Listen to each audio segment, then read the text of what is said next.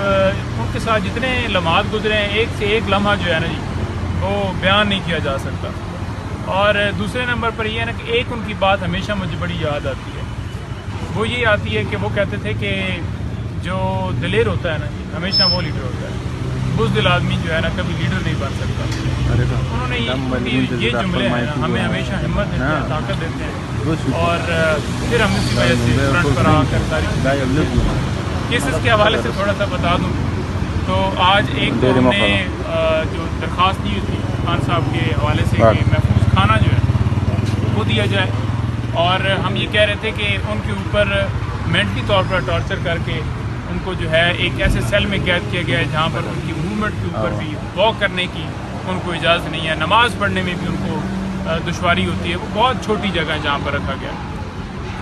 جان کے خدشات ساری چیزیں لے کر ہم اسلام آباد ہائی کورٹ میں آئے. آپ کو پہلے بھی پتہ ہے کہ وزیر آباد والا حملہ ہو یا جو ہے جوڈیشل کمپلیکس کے اوپر حملہ ہو یا جو ہیلی کاپٹر میں آپ کو پتہ ہے کہ اس کے اندر جو فیول مکس کیا گیا اور پھر لینڈنگ کرنی پڑی اور بڑی مشکل سے اس دن جان بچی, یا پھر سلمان رشدی کا جو ہے وہ ایک پراپوگنڈا کر کے مذہبی طور پر ایک حملہ کرنے کی ایک سازش بنائی گئی ہو.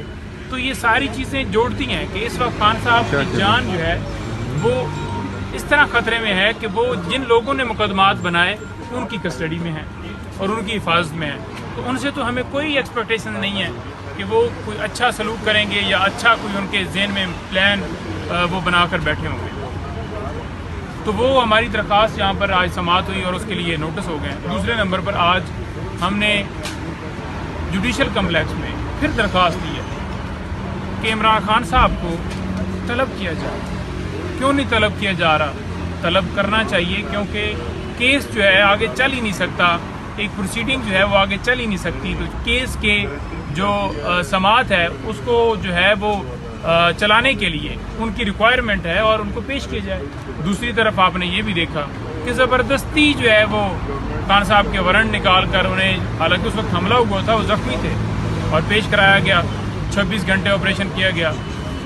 دوسرے لوگوں کو بھی وارنٹ نکلتے ہیں, لیکن آپ نے کبھی یہ دیکھا کہ ان کے بھی اسی طرح سے آپریشن ان کے گھروں میں کیے گئے ہوں؟ یوسف رضا گیلانی کے بیٹے کے اسی طرح سے وارنٹ نکلے.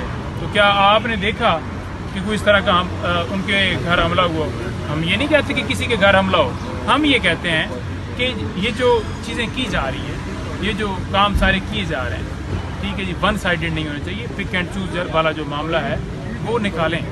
ایک طرف پریس کانفرنس کروائی جا رہی ہیں, زبردستی لوگوں کو جو ہے وہ ان کی وفاداریاں تبدیل کروائی جاتی ہیں, پہلے انہیں اغوا کیا جاتا ہے پھر اچانک سے برآمد کیا جاتا ہے, اور دوسری طرف پروٹوکول دیے جا رہے ہیں جلسے کروانے کے لیے.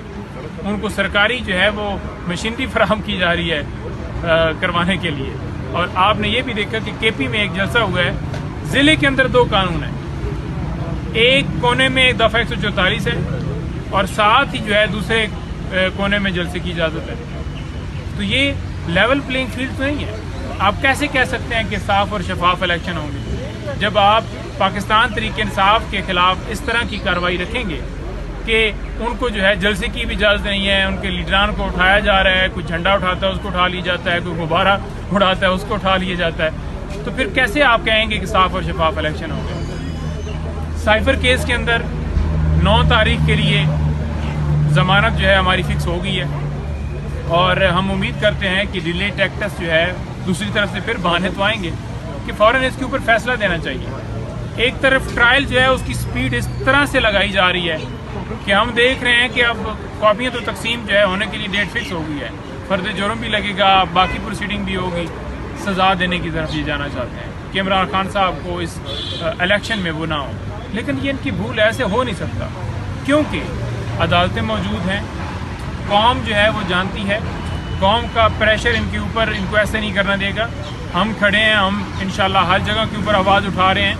آج سوشل میڈیا کا دور ہے اور آپ لوگوں کی وسادت سے ہر جگہ پر ہمارا پیغام جا رہا ہے. ہم اس لیے انٹیمیٹ کر رہے ہیں اپنے لوگوں کو, قوم کو, جدھر جدھر لوگ موجود ہیں کہ یہ اس طرح کا ایک پلان جو ہے, جیسے کہ آپ کو پتہ ہے کہ توشہ خانہ کے اندر بھی اسی طرح سے ایک پلان ایگزیکیوٹ کیا گیا. تو یہ پلان ایک ایگزیکیوٹ کرنے کے لیے یہ سارا جو ہے ایک گیم رچائی گئی ہے. تو آپ سب کو جاننا پڑے گا کہ یہ گیم رچائی گئی ہے اور اس کے اوپر آواز اٹھانی ہے.